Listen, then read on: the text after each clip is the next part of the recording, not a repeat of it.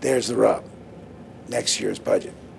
Next year's budget is balanced with $2 billion of federal stimulus funds. We won't have to raise new revenue next year, again, if the economy returns, because of the $2 billion in stimulus funds that will be in next year's budget. But in year 3, when you're still going to be concerned with this, I will be somewhere, hopefully on a beach somewhere, and the stimulus money will go away. It will leave a $2 billion hole in the budget, even with modest growth returning. The year after that, the pension grab of 2000 comes home to roost for our school districts and for the state government. It's estimated that that will cost us $3 billion alone. So we are looking at, say, conservatively 2.5 to 3, $4.5 to $5 billion in deficits 2 years down the road. We need to do something about that structurally. The PIT would have been the answer. The PIT in this year would have produced $1.5 billion, so that would have given us $500 million to put back into the rainy day fund. The PIT for next year would have given us $1.8 billion, given us another $800 million. So we would have gone into the tough year 3 with $1.3 billion in hand, $1.3 billion in hand.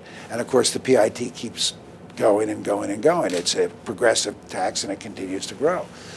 But we didn't do that, and politically there's not much hope for the PIT. If they wouldn't do it this year, they're certainly not going to do it next year in an election year.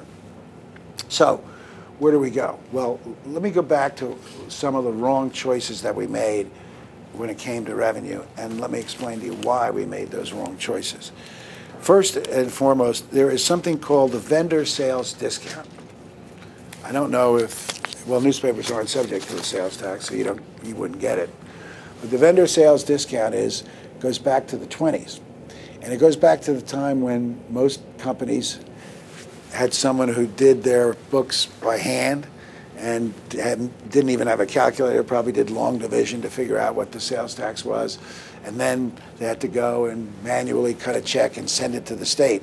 So we gave you a 1% sales tax discount if you paid on time. Now, that made sense back then. It was a good thing to get, and it made sense. We don't need it anymore. 90% of our companies file their sales tax payments electronically. They basically push a button. And to eliminate the vendor sales tax discount would have produced $72 million, enough to ensure that there would have been, for example, no layoffs. I'm not sure. We probably would have had to lay some people off anyway, but certainly this second round. $72 million. Now, let me tell you the impact of the vendor sales discount. 300,000 companies in Pennsylvania file sales tax payments. Of these, 164,000 receive $9 a year from us. More than half receive $9 a year. Another 46,000 companies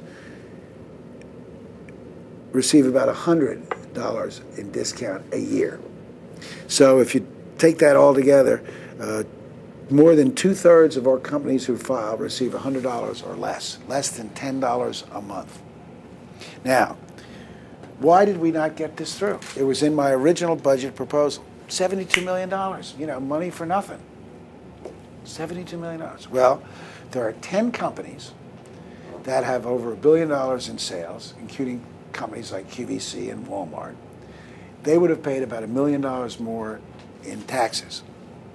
Well, you can almost trace the opposition to the vendor sales discount to the legislators who had those companies in their districts. And if you look, you can connect those companies to those legislators by what? Campaign contributions. So the Republicans in the Senate refused to do the vendor sales discount.